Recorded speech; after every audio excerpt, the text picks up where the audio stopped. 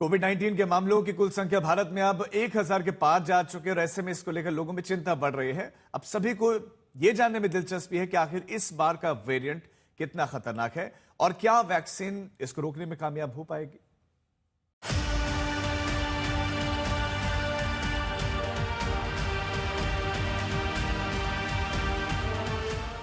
देश में एक बार फिर कोरोना वायरस के मामले सामने आ रहे हैं। इनमें जारी मामूली बढ़ोतरी के बाद देश में 1000 से ज्यादा कोविड-19 मरीजों की पहचान की जा चुकी है। दरअसल बीते कुछ हफ्तों से कोरोना के मामलों में इजाफा हुआ है और इसके चलते लोगों में फिर से चिंता बढ़ गई है। महाराष्ट्र, दिल्ली और पश्चिम बंगाल जैसे राज्यों में कोविड के मामलों में सबसे ज्यादा इजाफा देखा जा रहा है। हालांकि हेल्थ एक्सपर्ट्स का मानना है कि स्थिति पहले से बेहतर है क्योंकि ज्यादातर लोग वैक्सीनेटेड हैं और कोविड के मामले बढ़ने की वजह नए वेरिएंट है।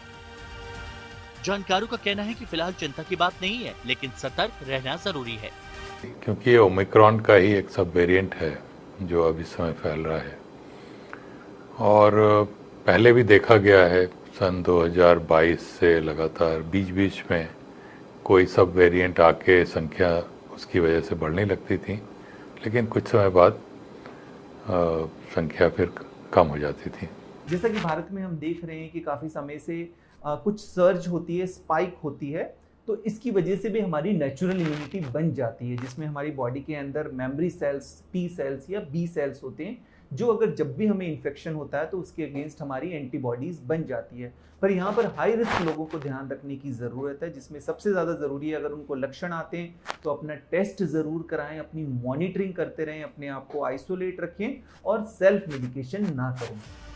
बीते एक हफ्ते में कोरोना के मामलों में 15 से 20% का इजाफा हुआ, लेकिन इससे घबराने की जरूरत नहीं क्योंकि ज्यादातर लोगों में इसके हल्के लक्षण ही नजर आ रहे हैं और बूस्टर डोज लेने वाले लोगों के लिए संक्रमण का खतरा बहुत कम है।